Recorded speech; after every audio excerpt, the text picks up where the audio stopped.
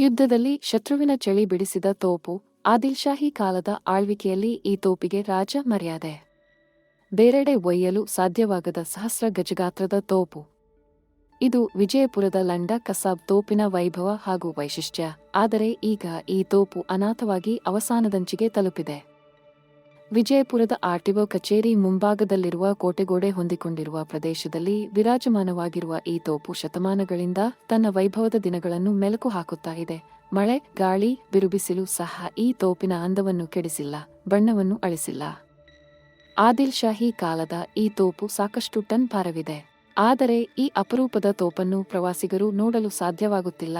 ಪ್ರವಾಸಿಗರು ಬಿಡಿ, ಸ್ಥಳೀಯರಿಗೆ ಲಂಡ ಕಸಾಬ್ ತೋಪು ಇದೆ ಎಂಬುದು ಅಪರೂಪದ ಸಂಗತಿ. ಈ ತೋಪು ನೋಡಲು ಹರಸಾಹಸ ಮಾಡಬೇಕು. ಸೂಕ್ತವಾದ ಸ್ಥಳ ಇಲ್ಲದೆ ಇರುವುದರಿಂದ ಈ ತೋಪು ನೋಡುವ ಗೋಜಿಗೆ ಹೋಗುವವರು ಕಡಿಮೆ. ಹೀಗಾಗಿ ದೊಡ್ಡದಾದ ತೋಪು ನೋಡದೆ ಪ್ರವಾಸಿಗರು ಮರಳಿ ಹೋಗುವಂತಾಗಿದೆ.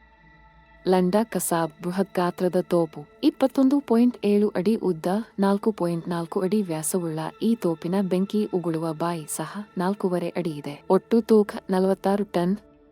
ಮೊದಲ ದೊರೆ ಔರಂಗಜೇಬನು ಫತೇನ್ ದರ್ವಾಜ ಮೂಲಕ ವಿಜಯಪುರ ಮೇಲೆ ದಾಳಿ ಮಾಡಿದಾಗ ಈ ತೋಪು ಬಳಕೆಯಾಗಿತ್ತು.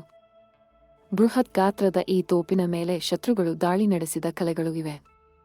ಈ ಹಿಂದೆ ಈ ತೋಪಿನ ಜೊತೆ ಸಣ್ಣ ಪುಟ್ಟ ತೋಪುಗಳಿದ್ದವು. ಈಗ ಅವುಗಳಿಲ್ಲ. ಅವುಗಳನ್ನು ವಸ್ತು ಸಂಗ್ರಹಾಲಯಕ್ಕೆ ಶಿಫ್ಟ್ ಮಾಡಲಾಗಿದೆ. ಈ ಅಪರೂಪದ ಸ್ಮಾರಕ ಇರುವ ಆವರಣ ಸಂಪೂರ್ಣ ಕಸಮಯ. ಎಲ್ಲಿ ನೋಡಿದರೂ ಕಸವೋ ಕಸ. ಇಲ್ಲಿ ಸ್ಮಾರಕ ಇದೆಯೋ ಎಂಬುದು ಗೊತ್ತಾಗುವುದೇ ಇಲ್ಲ. ಕಸದ ರಾಶಿಯಿಂದ ಪ್ರವಾಸಿಗರು ಬಿಡಿ, ಸ್ಥಳೀಯರೇ ನೋಡುವ ಗೋಜಿಗೆ ಹೋಗುವುದಿಲ್ಲ.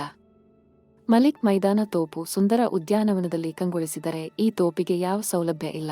ಕೇವಲ ಕಸದ ರಾಶಿ ಮಾತ್ರ. ಇದರ ಹೆಸರು ಸಹ ಜನತೆಗೆ ಗೊತ್ತೇ ಇರಲಿಲ್ಲ. ಕೆಲ ದಿನಗಳ ಹಿಂದೆ ಇಂಟ್ಯಾಚ್ ಈ ಸ್ಮಾರಕ ಬೋರ್ಡ್ ಅಳವಡಿಸಿತ್ತು. ಈಗ ಅದು ಸಹ ಇಲ್ಲ. ಹೀಗಾಗಿ ಸ್ಮಾರಕದ ಹೆಸರಿನ ಫಲಕ ಸಹ ಇಲ್ಲದಂತಾಗಿದೆ. ಸೂಕ್ತ ಸಂರಕ್ಷಣಾ ಇಲ್ಲದೆ ಅಪರೂಪ ತೋಪು ಅವಸಾನಕ್ಕೆ ತಲುಪುತ್ತಿದೆ.